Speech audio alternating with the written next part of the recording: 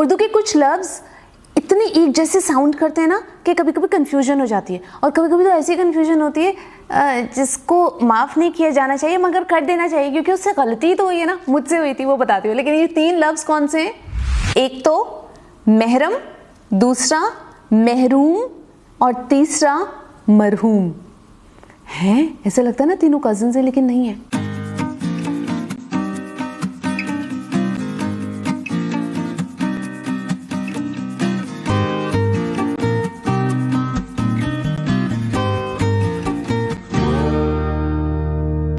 आज का पहला वर्ड मरहूम।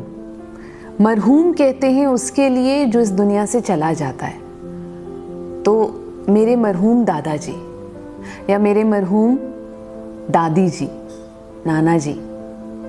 मगर जब मैं छोटी थी ना तो मैंने ये लफ्ज़ सुना और इसका मतलब समझने से पहले मुझे जल्दबाजी हो गई कि मैं इसको इस्तेमाल करूं। वैसे भी किसी ने मेरी उर्दू की तारीफ़ कर दी थी।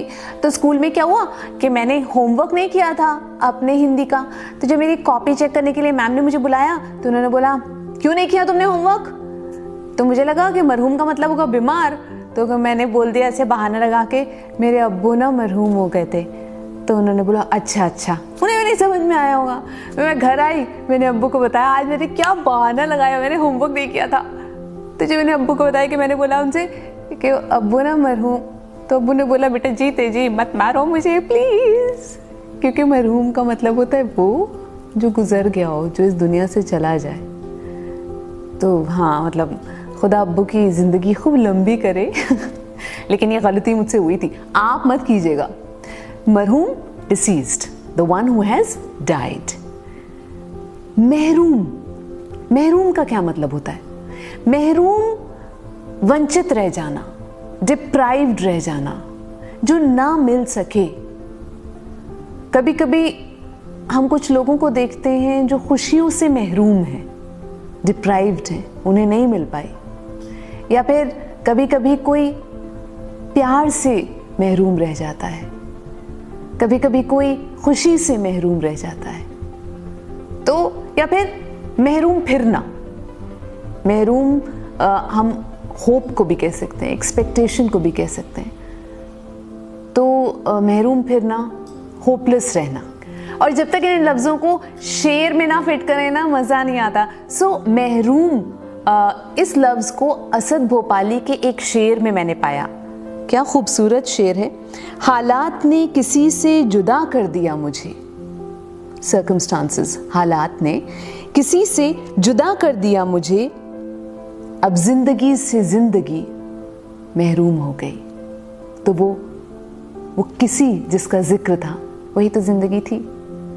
या फिर राहत इंदौरी का शेर है ये, जिंदगी को जख्म की लज्जत से मत महरूम कर, जिंदगी को जख्म की लज्जत से मत महरूम कर, रास्ते के पत्थरों से खैरियत मालूम कर। राहत इंदौरी।